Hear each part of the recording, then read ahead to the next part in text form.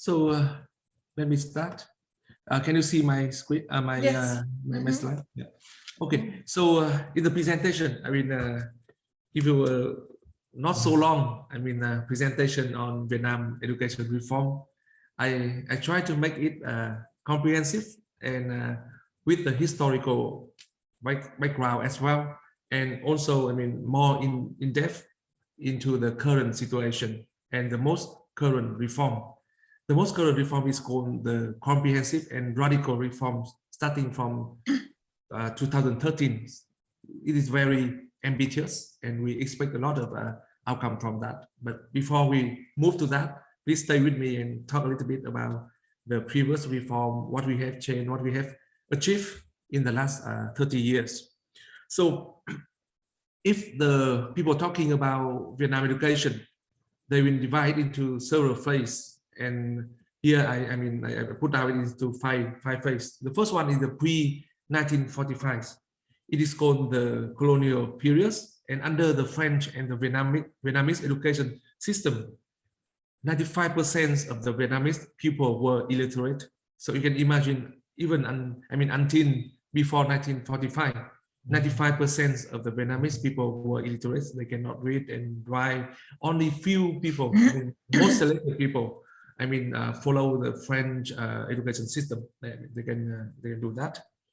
And after the independent days has been declared on the September 2nd in 1945, the first and the top priorities stated by the government is fighting against the poverty, literacies, and invaders. So you understand at that time, Vietnam still under the war. But when you're looking at that motto, you can see we put the poverty first, because at that time, very low resource, very poor country for sure. But the illiteracy on the second, and the invaders on the third. So we understand that, we need to improve, the education of the people before we can, do anything. And the first education reform project started in 1950, only 5 years after the independent days. And the new education system will focus on the three fundamental principles. It is a national, state, scientific, and popular. We try to stretch out the system, try to, make the people that can read and write. And it has been very successful for the first education reform projects, when we can reach, to very large number of the people, know how to read and write after only a few years. After that period, we move to the next period. It's called 1954 to 1975, and this is called the temporary separation period. At that time, Vietnam has been divided into two parts: the North and the South. The North is follow, what we can say 10 years education system, and the South follow from America system, 12-year school.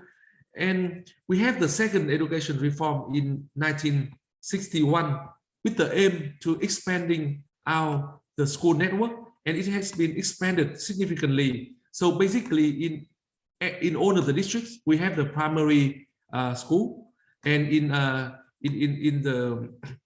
the city, we can ensure enough number of the high school that can adopt for the student. And during that period, we have the establishment of the modern university. So if you are keen on the Vietnam education system, you can see that, around this time, it is all of the 60 anniversaries of the university in Vietnam, because most of the new and modern university has been established during that time. After 75, when we unify two parts of Vietnam, and until 1986, we call it pre-đổi mới. And we have the third education reform in 1981. The main aim for these reforms is to develop a unified 12-year curriculums and replacement of the textbook and at all of the school levels. I can explain a little bit at this. So before 75, the North using the 10-year curriculums. The South, they use 12-year curriculums, but it's not the same 12-year curriculum. it is the government and the non-government regions, they use a different curriculum as well. So after, I mean, the unification of the countries, the first things the government want to do is to develop the unified 12-year curriculum for the whole countries. And here the anti-illiteracy activities for the people in the age group from 12 to 50. From 1986 until now, we call it the 30 years of đổi mới. Đổi mới is the Vietnamese word for the reforms. But because of that big reforms that affect on all of the sectors, so I mean, usually in the literatures, people don't use the English translation of that words. People use, I mean, using the original statement. And from the late 80s, the education is open for the private sectors at all levels. And it's the first time we have the private school for primary, for secondary, and high school. And until now, I mean, it has been expanded quite rapidly, but it's still under 20% of the number of the students who enroll in the private institution. In 2001, we have the new curriculum and the textbook. And next, after 12 years, in 2013 until now, we have the big reform called the radical and comprehensive education, focused on two things. First one is the assessment and examination reforms. And the second is we want to move from the knowledge-based curriculums to the competency-based curriculums. And the curriculum has been approved in 2018 and starting implementing from 2020. So you can see, I mean, besides of the reforming assessment and examination, the new curriculums from the knowledge-based to the competency-based curriculum, we also aim for the new education law, the new, I mean, teacher standard, and so on. It's a very comprehensive agenda given by the government. Unfortunately, I mean, things always, I mean, for when reforming the education system, there's a lot of challenge. But this time, one of the big challenges is the COVID pandemic. And you can see the textbook is implementing from 2020, right? It is the first year that we're implementing the new textbook and the new curriculums. And we are facing the COVID. The students have to stay at home. We have to change from the offline to the online mode, and how the teachers are prepared for the new change is all of the issues that we have to face and have to solve in the last 2 years. So I want to go a little bit deeper on the transition between the third and the fourth phase, the pre-đổi mới and the after đổi mới. The biggest challenge for Vietnam education in early 1980s is not enough budgets. We have a serious shortage of the research. So we can see here we mentioned about 6 points. For example, there's no operating funds and not enough finance for the teacher's salary. The lecturers have to supplement their income with inappropriate jobs. So for example, I mean, if they only doing the lecturing, it's not enough. So they have to do the side job. They even have to do the after-hour jobs to, I mean, getting the extra incomes to care for their families. The graduates are assigned the jobs without the preference. So in the 80 times, the graduates from the university, they will be assigned for the job by the government. So there's no competitive, and the assignment process, they have a lot of problems that make, I mean, and discourage the good people to follow, I mean, the to go to the university. The university, the college, and the professional secondary school has no autonomy. They follow the same curriculum. They follow very strict regulation and monitoring process. So in order to change with this, I mean, the Vietnamese government decides, I mean, to start the đổi mới 1986 with the following reform orientation. There's four orientation. The first one is educational socialization. So we affirm that the state responsibilities and implement of the educational socialization It means we allow to open for the private school. Actually, I mean, it is very simple for any, I mean, context nowadays. But during that 80s in Vietnam, it is a big move to move from the whole state approach to the educational socialization. The states will focus and have the responsibility for the universal priorities, but we allow for the private education. And during that time, it is the first time the school can collect the tuition fee from the student. The second orientation is vocational education. Vocational education. We have the link between the general education and vocational education. The third point is comprehensive quality, and we achieve the comprehensive quality in a manner appropriate to the type of the student, teacher, school, and the localities. The fourth point is the curriculums and the textbook. We identify and modify the curriculum's objective and education-related awareness. And with this orientation, we identify the 5 key solutions. The first one that I keep repeating is we opening for the private sector. There's a permission to the open private and semi-public school at all levels, from preschool up to the university. We follow the differentiation for the student. We customize the learning activities based on the student abilities. We establish the specialized school and the selective class. It is one very special from the Vietnamese education system.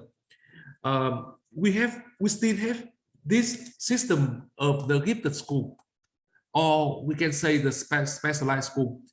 In 80s, that specialized school and selective class are widely accepted, and they opened it even for the primary school. But in late 90s, the people realized that, I mean, it's not very natural to put the student on the selective class or the specialized school too early. So we closed down that system for the primary school and the secondary school. Now there's only the high school for the gifted student or the specialized high school. And in general, we have one school per city. And this is the top performing high school in each province. But there's a lot of controversial, a lot of I mean, the hot debates about whether we should keep it or not. Because of the equities aspect and whether it is really the school for the gifted. The third point is about the tuition fee that I also, I mean, briefly mentioned. We allow the collection of the tuition fee at all levels, with the exception of the primary education. For the primary education, it is the compulsory education. The government will cover all of the, all of the expenditure for that. But there's one point that I want to mention to make it clear from other systems. Even the primary education is compulsory. If the parents decide the kids will go for the private school, they have to pay the full tuition fee for the private school. They don't get any subsidized, any support from the government in that case. So it is a bit different from some other country when we approach to the basic education. The fourth part is about streaming. We strengthen the stream of the upper secondary school. The percentage for the enrollment of the primary and the secondary are very high. But at the high school level, even now, we reach about 70% of the student will go from lower secondary to the upper secondary school or equivalent the high school. The other 30% are expected to go to the vocational trainings, but only 8%, around 8% will go for the vocational trainings, and the other 22% will go directly to the labor market. And it is the things that we want to improve and strengthen the stream of the upper school, secondary school. The fifth is the equities. The facilities were developed for the ethnic minorities and disadvantaged children. And this is what we are quite proud of. to achieve in the last 30 years. Okay, so when we talk about the achievement of Vietnam education, I usually use three-letter E. The first letter is about the equities. So for the gross enrollment, so if you can see from what happened, I mean, during 40, 45 or 75, 95% of the people in Vietnam are illiterate. And now, I mean, with that, looking back, I mean, after 30 years, the enrollment rate for the primary almost is, I mean, 99.5%. And for the lower secondary, it is 98%. So there's no, I mean, kind of the problem for the access to the education at the primary and the lower secondary level. The second point is gender equities. When we look at that in Vietnam, there's no problem. And actually, the girls are slightly outperform the male, especially for the higher levels. At the primary and the secondary level, I mean, they are almost the same. But for the high school level, the girls are outperform the boys. For the inclusive education and ethics equities, it is what we have done quite well in Vietnam. We ensure the kids have the access for the education. The problem is how long they can stay at the school. How can we give them, I mean, in the education system, most of the inequality happens, I mean, after the lower secondary school. And it is the point that we need to put it as a priorities. The second is that I want to use is the effectiveness. So if we looking at the result of the performance of Vietnam education, I want to give a few numbers. For example, the result of the PISA 2015 and also other round of the PISA as well. Vietnam ranked quite well. For example, we ranked 8 for the science, 30 for reading, and 20 seconds for mathematics. At the International Science Olympiad, for example, like Math Olympiad, Physics Olympiad, Chemistry, Biology, Informatics, the result I show here is in 2017, except for, I mean, biologies and informatics, we are ranked 12 and 17. The other, I mean, on the top 5. And in general, we give on the top 10 for most of the time and for all of the science Olympiads. We have achieved some of the very notable results. For example, in 2014, we implement the assessment reform in primary school. There's no more result, no more assessment for the primary school. I mean, we drop it to ensure, I mean, for the happy school. I mean, we also have another section to talk about the happy school.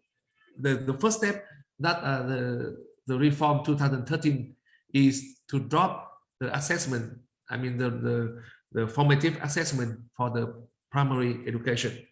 In 2015, we also have the reforms for the university entrance exams.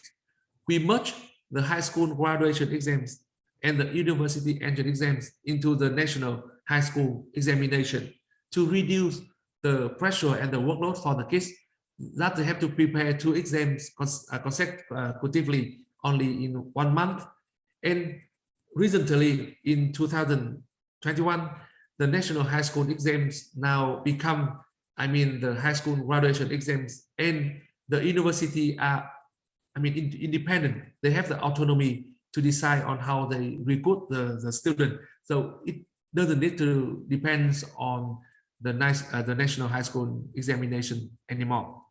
In 2017, we fulfilled the goal of the universal preschool education for the 5-year-old children. And I can tell you that, I mean, in the educational strategies for the period to 2021-2030, we set out the target to have the universal preschool education for 4-year-old and 3-year-old children, until 2030. And in 2018, we approved the competency-based curriculums, and that curriculum is being implemented from 2020. The the third E that I want to talk is about expenditures, the effectiveness of expenditures. So if you're looking at the pictures, you can see Vietnam is an outlier when we compare the public expenditures per student with the PISA score. In another word, for the Vietnam, we invest less and we get the highest performance of the student. We are not proud of, I mean, for the low public expenditure per student. Yeah, we understand that. I mean, we are limited in the research, but somehow, I mean, education has been put on very tough priorities, not only by the government, but also by the society and by the families. So that's why it makes Vietnam get a quite good result compared to the, I mean, the investment per student. And at that, I want to give three comments. First of all, we can see a very strong government commitment on education. It has been stated officially on all of the laws, resolution, and the decrees by the government about the commitment of the government on education. And we try to give around 20% of the public expenditure for education. The second point is we have a high government spending, but it is paired with a significant household investment. And by the computation, by our own, I mean, computation, we see that $3 invested by the government is paired with $1 invested by the family for the education.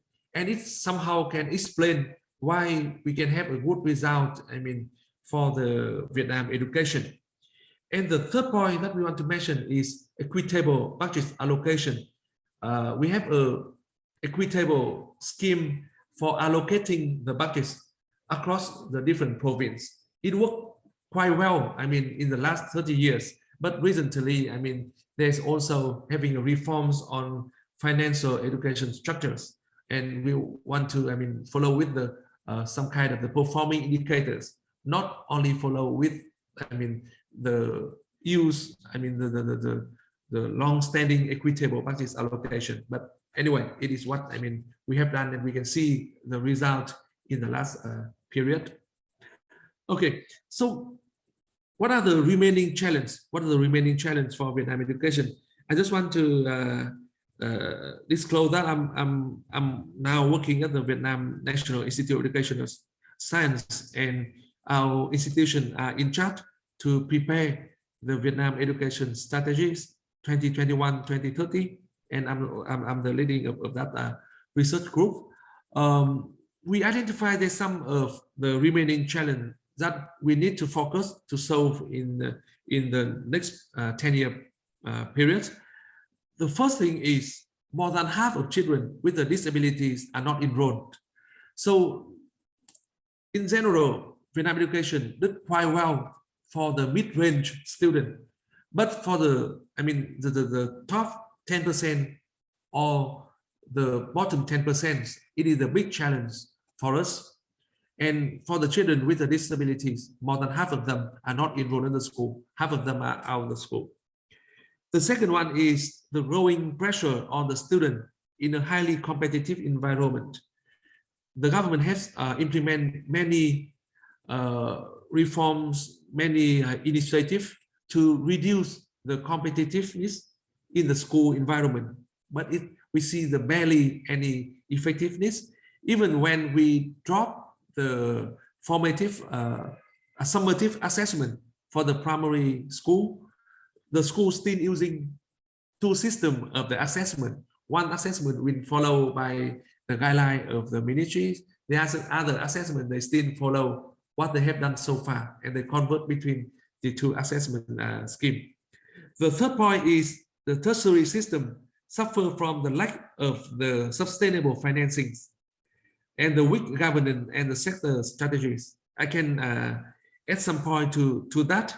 So for the tertiary education system in Vietnam, the spending is around 0.3 GDP, 0.3%. Yeah. So it is very low compared to other countries in the OECD. It's about 1.1%. And even for the countries in the same region, in the South region, Indonesia is the next lowest. They are still more than 0.5. So we understand, I mean, for the tertiary education, if you don't invest enough, you cannot have a, I mean, high quality system. The fourth point is the access to the preschool and the upper secondary school education remains inequitable. And the problem is even become more severe for the high school level. The fifth point is the lack of the clear guidance on the facilitation of enabling the condition for the competency-based teaching. We have the new curriculums on the competency base, but when we develop that, we face a challenge to prepare the teachers to use that new curriculums. The new curriculum has been implemented from 2020, and as I mentioned to you, we cannot do the same thing that what we did in the last times when we have the new curriculum and the new textbook. At that time, the textbook and the curriculum has been led by the Ministry of Education and Training, and all of the teacher trainings activities has been done from the top-down approach. For this time, it is the first time we open up the textbook for the socialization. So we will have many textbooks based on the same curriculum. Before that, we have only one textbook based on the same curriculums. But now we have many textbooks. So all of the teacher training process will be depends on the textbook company by the publisher. And it's quite difficult for them to do the teacher training, to prepare the teacher well for the reform, especially if we put the pandemic context into that. And the last point, but it's also, I mean, very important, is the low investment in higher levels of education and the lifelong learning. Yeah, it is the big challenge. And yeah, that is the information that I want to provide with you about the Vietnam education. It's very brief, but I try to mention things in the historical view, and there's some current achievement, and there's remaining challenges. And now I want to throw in 4 questions that I think it is fundamental for the education system. And I hope that, I mean, the participants from the session can share their thoughts and the comments on that. The first question is, what are the political mobilization mechanisms for prioritizing the education in the public expenditures?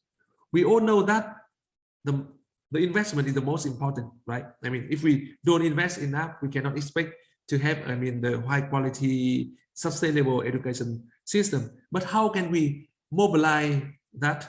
How can we ensure the country will invest enough money on education? It is the big challenge for, I mean, any country. The second point, the second question I want to rise up is, what does it take to coordinate the different learning and teaching components of an education system? The curriculum and the textbook are what we want to teach for the student. The pedagogy is how we teach the student. And the assessment is how can we evaluate the process of the teachings. We ensure that with what we want to teach for the student in the curriculum and the textbook, we can have the expected outcome from the student. How we can coordinate between that. That is very fundamental question, because when we're looking at how we reforms, some of the countries, they focus on the curriculum and textbook. They hope that that can solve the problem. But actually, if you have the new curriculum, new textbook, and you don't change the way of the assessment, the teaching will be the same. The teacher will follow the assessment. Whatever you assess the student, they will teach for that assessment. And not only that, the pedagogies of the teacher, how the teacher will deliver the new material, whether they will use the new approach or it stay the same, right? So that 3 components are very important: the curriculum and the textbook, the assessment, and the pedagogies. The third point is, what are the linking mechanisms between the macro level visions, the policies, and the everyday practice of the frontline teachers. It is very important, the question. And somehow we claim that we have a very good system of the policy. All of the policy are well designed. And when it doesn't work the way we expected, we simply complain that it is the implementation problems. But I don't think it that way. There should be some problem from the designing at the beginning. The fourth question I want to rise up is what motivates students learn and what motivates the teacher to have the high expectation of the student. Whether high score, getting to the good university, become success are the high expectation of the student, or we want the student to develop to become the well-rounded person, to be the useful person in the societies. It is the thing that I believe that it has been appear in other discussion of our network already. Yeah. So I want to rise up these four fundamental questions, and I hope that other participants can contribute their thought on comment on that. Yeah. Thank you very much. By the way, I have some answer for this question put on the next slide, but I don't want to show that. I want to hear from you, and I can share the slide to everyone if you are interested. Thanks, Vinh. That was a great presentation. We have about just over 5 minutes for discussion, so I'll leave it to the others who are listening, Monica, Kirk, and Reen, if they want to jump in with questions or comments for Vinh.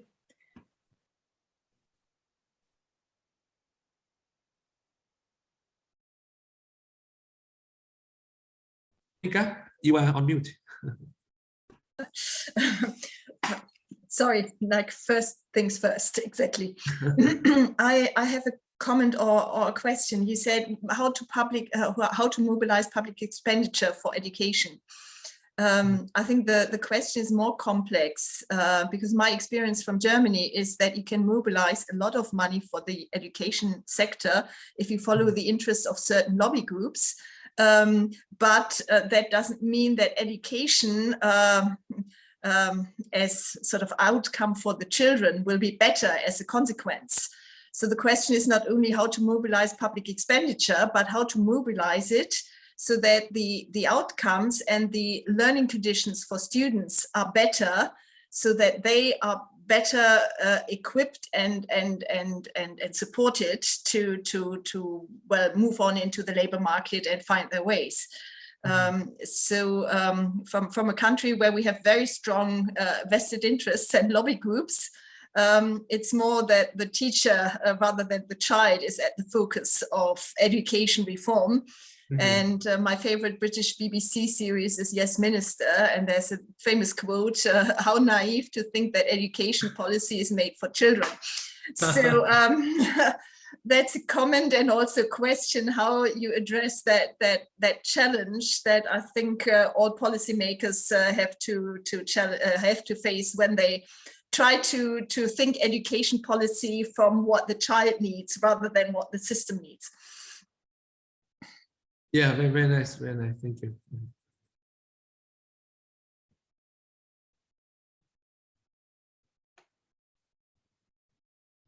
Yeah, Kix, do you have any comments or insight you can share on that?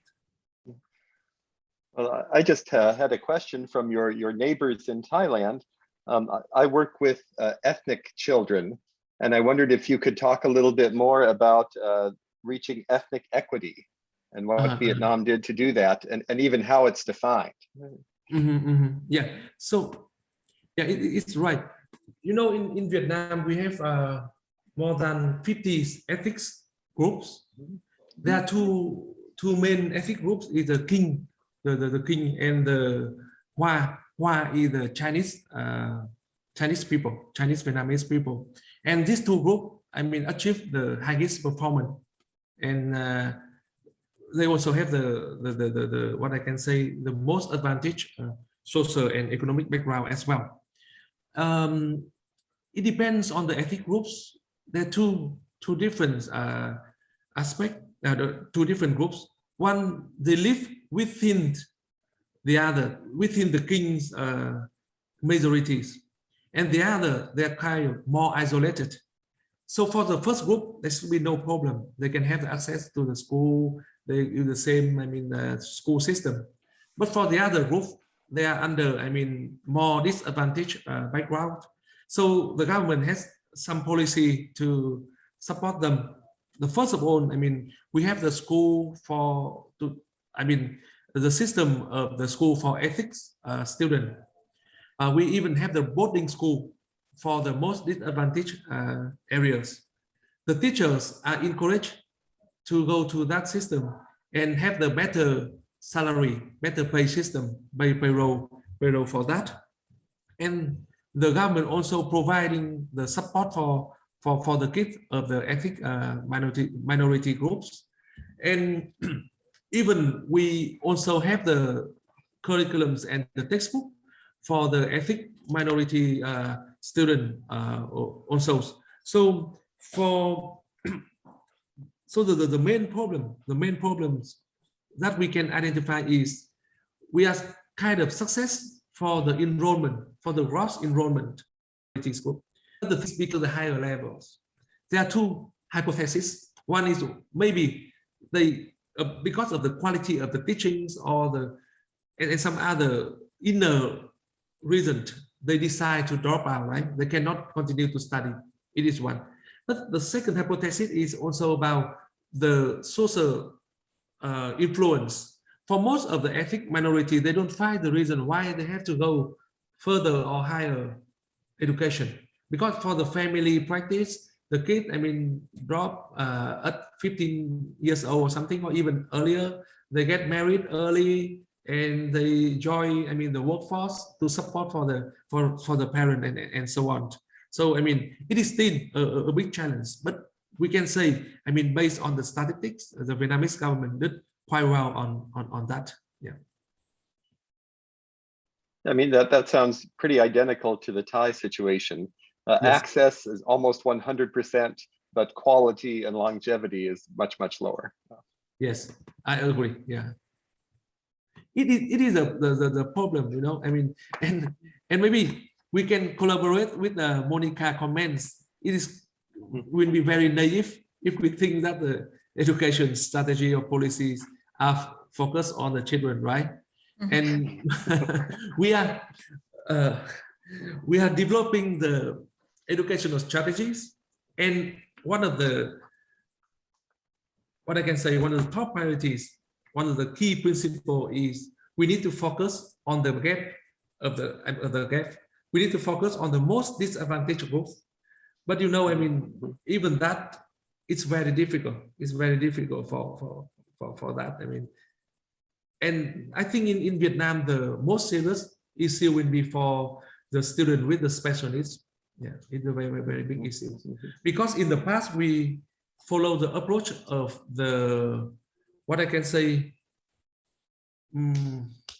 so the student will study separately. They have their own school, they have their own class. Mm-hmm. They don't go with the normal student. Now we want to follow the inclusive approach. The student with the special need, they will have the chance to study in the normal class. But the teachers are not prepared. They are not trained for that. And the classroom it's a big number of the student per classroom, especially for some of the big city. 50 students per class. So you can see how difficult it is in this kind. Yeah. Hmm.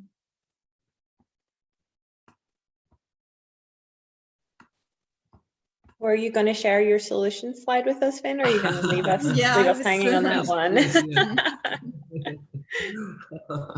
Yes. So, Monica, I agree with you. So, for that question, what we have done is we need to have a clear goals within the socio-economics development strategies and the educational strategic plan.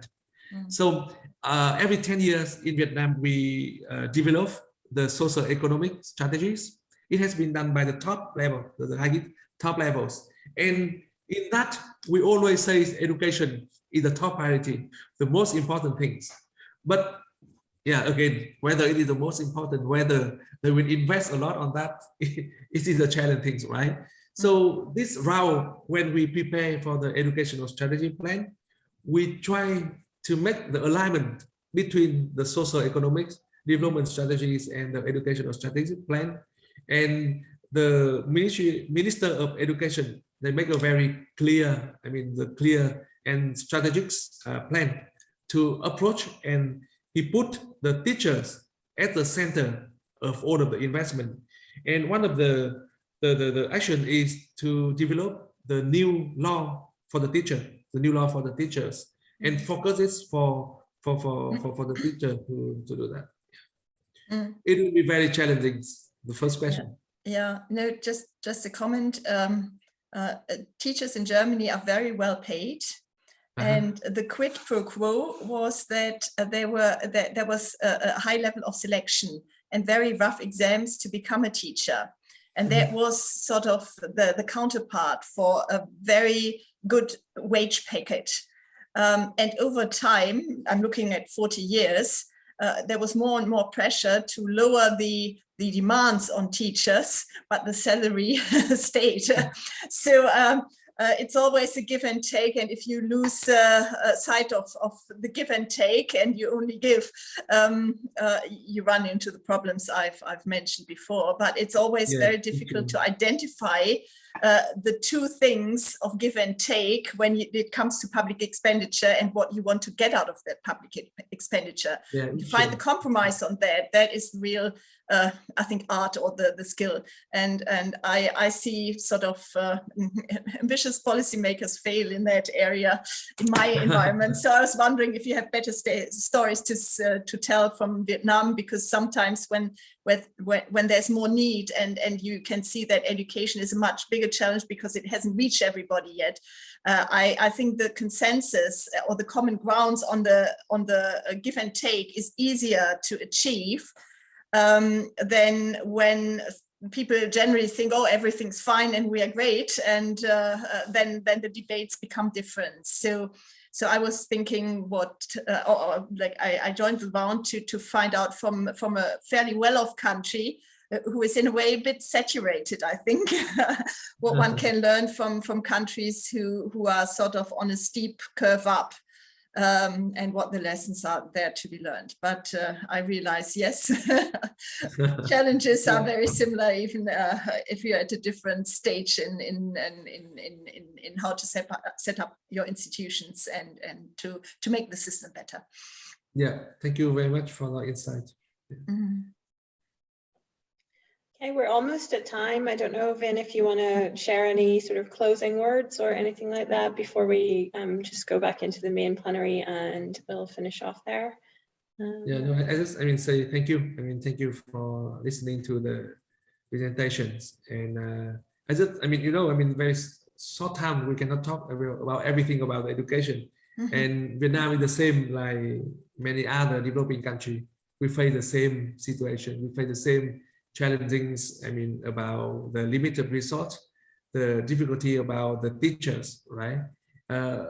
We have the same situation in the past. The teacher education is very competitive. I think maybe 20 years ago, only top students can go to be a teachers. But now it is the second choice. It's quite of the lower group. So normally the student need to take 3 exams for the university entrance.